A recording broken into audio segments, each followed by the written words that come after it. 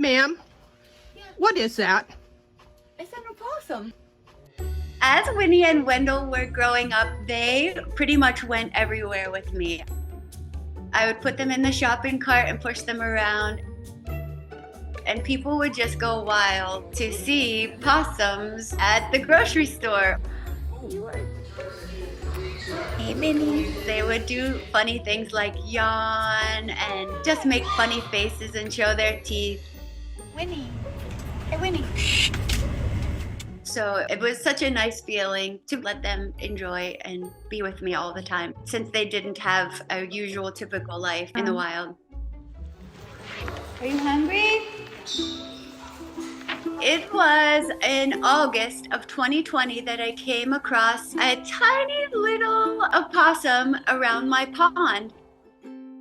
And initially, I've had no idea what to do with him. Hey, handsome. You feeling good today, huh? I called a rehab center and they said, well, because of COVID, we're not taking any more animals. So I started doing research and I reached out to other people on social media that I found that had raised possums, and they gave me some pointers. I began to feed him egg yolk and condensed milk until I found a better recipe for formula to make him. And as I was feeding him, I was outside and I found another baby possum. It was a girl this time, and I just assumed that it was his sister. Hey, Winnie, did you get a necklace? With Winnie and Wendell, I wasn't smart enough to realize that I was babying these possums. They were becoming too tame to be put back in the wild because they had lost their fear of people. And so they just continued to be pets and house possums.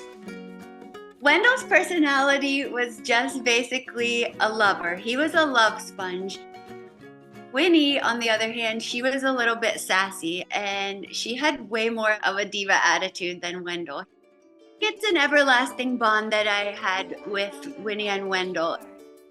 It just made me fall instantly in love with them, and it gave me such a wonderful purpose. And I know I've changed a lot of people's opinions from not liking them to loving them.